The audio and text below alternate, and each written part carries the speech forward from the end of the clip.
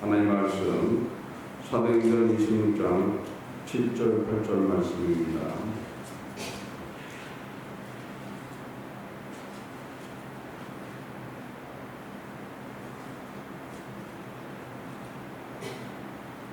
사도행전 26장 7절 8절.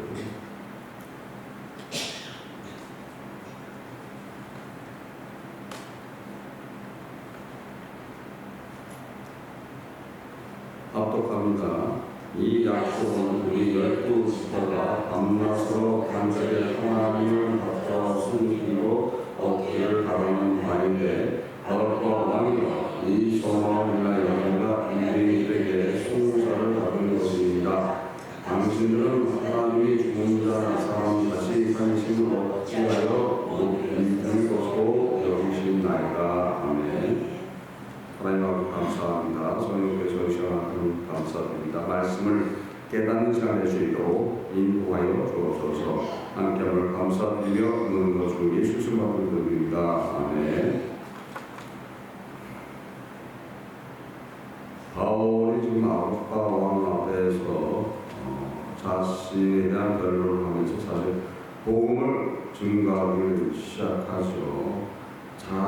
당신들 12지파가 바라던 또 하나님을 밖으로서 숨기면서 얻기를 바라던 그뿐 아니라 400년 동안의 암기가 있어서 메시아 오기를 손꼽아 기다리고 있었죠. 누가복음 7장 19절 20절에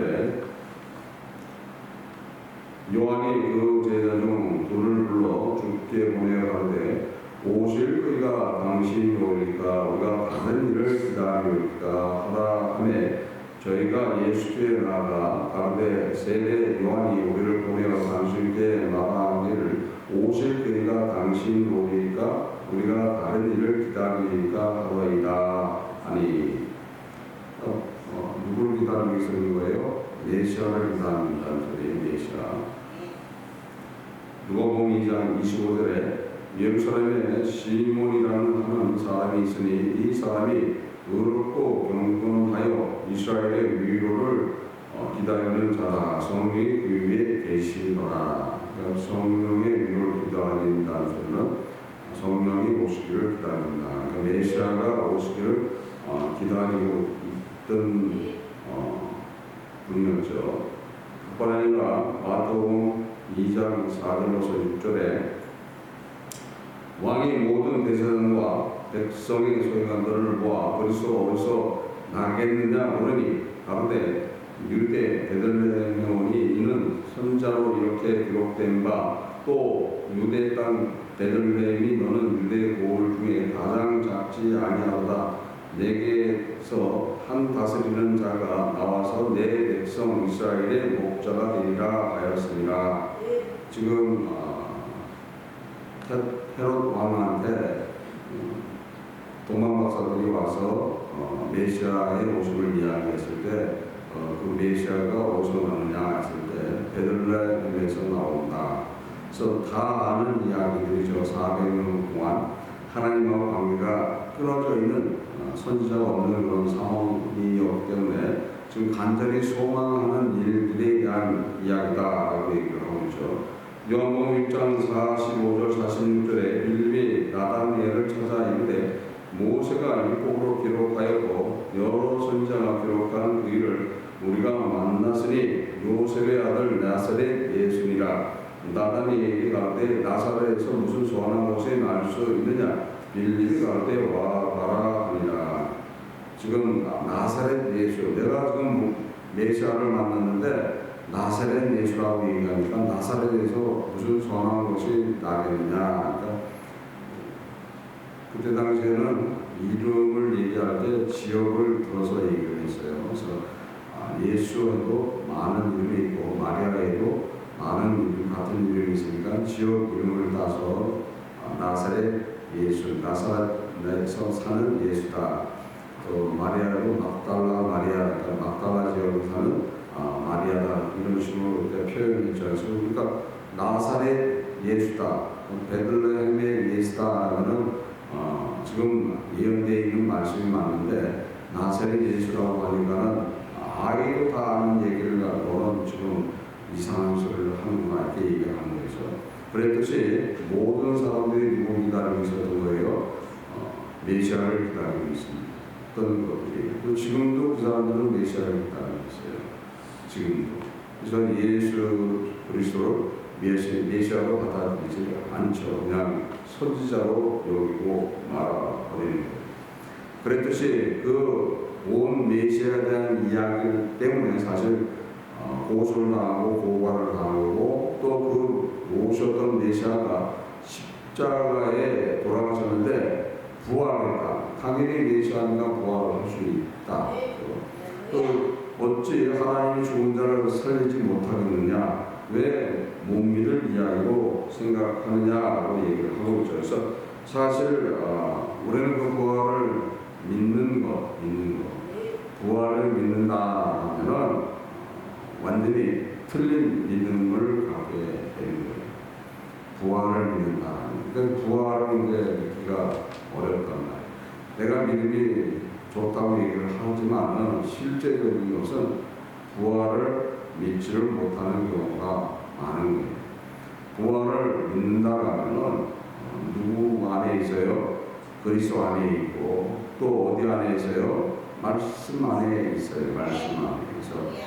말씀을 듣는 자는 하나님의 자녀인 거예요. 말씀을 듣지 않는 자는 하나님의 자녀가 아니다. 그래서 세상의 노래는 잘하는데 하나님의 말씀을 듣기를 싫어한다라고 말씀이 기록되어 있듯이 우리는 말씀 안에 있는가 없는가라는 것을 잘 기억해 나가야 된다. 그래서 내가 말씀 안에 있는가, 말씀과 동행하는가, 말씀 듣기를 좋아하는가, 그걸 통해서 내가 부활하신 예수를 믿느냐 안 믿느냐가 거기서 나오는 거예요. 부활하신 예수를 마음으로 믿어질 때 말씀이 보여줍니다.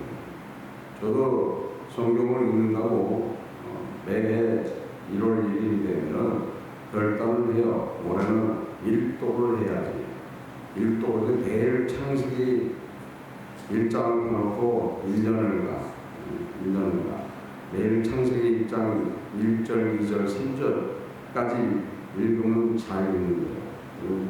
다만 2절만 읽어도 벌써 눈이 천둥이 돼가고 그냥 졸음이 오면서 자고 한 적이 있었는데 그랬듯이 암만 내 읽어보려고 안 되는 게 바로 성경을 읽는 것이라는 거예요. 그러나 그때는 왜 그런 거예요? 부활하신 예수를 마음으로 믿지를 않는 거예요. 어찌 죽은 사람이 살아나? 그건 말이 안 되는 소리지. 뭐 전설의 고향도 아니고 죽은 사람이 어떻게 살아나요? 성경이 뻥을 쳐도 넘을 수 있는 거야. 그냥 종교는 가져야 되니까 또 교회 가보니까 그래도 신사적이고 좀 분위기도 좀 깨끗하고 이거 다른 것보다는 나은 것 같아서 다닐 뿐이지. 근데 너무 전설의 고향 많은 것 같아. 그런 마음을 가지고 성경을 보니 성경이 읽어서요 안 읽어지는 거예요.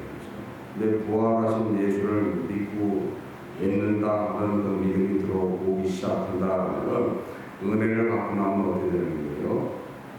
성경만 보고 있어. 성경 그냥 틈만 있으면 성경만. 그러니까 남이 보면 미쳤어. 아니 다른 일은 하고 성경만 읽고 앉아있으니 미쳤다고 하셔야죠. 그리고 그 주변의 사람들한테 정죄를 하는 거예요. 그러고 있을 때가 지금 그럴 시간이 아니다. 성경을 읽어야지. 또 틀려지는 거예요. 부활하신 예수를 진짜 믿는다는 거예요. 진짜 믿게 되니까 말씀을 읽게 된다. 말씀이 꿀처럼 달라는 거였어요. 꿀처럼 달아요. 읽어도 달아요. 뜻은 몰라도 달아요. 내가 성경을 읽어갈 때 뜻을 알아서 그것 이렇게 공유하는 게 아니라 그냥 성경을 읽는 것이 성경을 읽는 것이 내 즐거움이 된다는 거예요. 그것이 틀려지는 거예요. 누구를 믿기 때문에 그렇다는 거예요.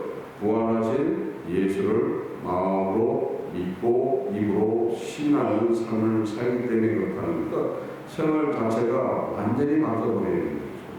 그렇지 않으면 사실 예수를 믿는 것이 어려운 것이고, 그렇지 않으면 사실 마지막 순간에 구원에 이룰 수 있는 것이 아닌 거예요. 하나님이 죽은 자를 살리셨다는 것을 믿어야 되는데, 그럼 그걸 못 믿는다고 누구도 못 믿는 거예요? 하나님도 못 믿는 거예요. 하나님이 살리셨다는데 왜 안 믿어요? 그럼 하나님이 살릴 수 있는 분이에요? 못해요. 하나님 살릴 수 있는 분이에요. 세상을 창조하신 분입니다. 세상이 있으라 하니까 말씀으로서 세상이 창조됐다고 하시는 그 하나님, 절대자, 지존자이신 그 하나님을 내가 믿는다면서 부활하신 예수를 못 믿는데 그 하나님을 믿어 내가 못 믿는 거예요. 그럼 백날 기도해봐야 꽝난 소리가 나오죠.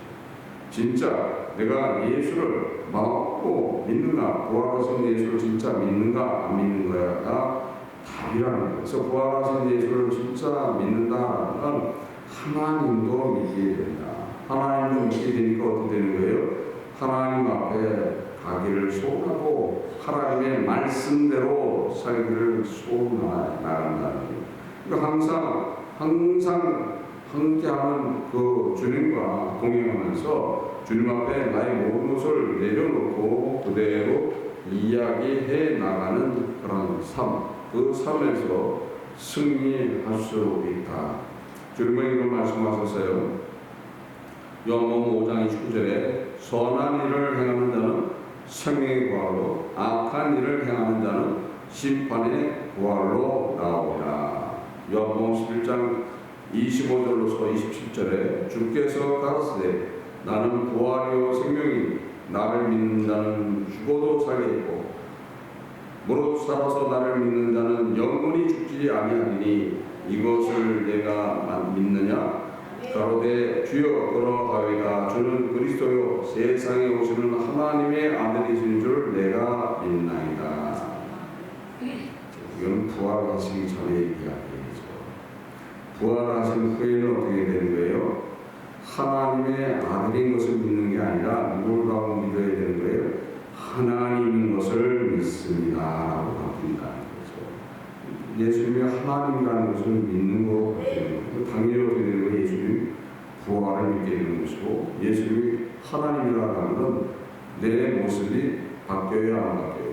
바뀌어요. 당당하게 지금 바울이 지금 아고가 왕 앞에서 당당하게 자기의 이야기, 복음의 이야기를 할 수 있는 것이 바로 어떤 거예요? 주님과 동행하기 때문에 그렇다는 거예요. 부활하신 예수를 마음으로 믿고 입으로 시인하는 그런 장면이라는 거예요. 마음으로 믿지 못한다라면 시인하지 못한다는 거죠.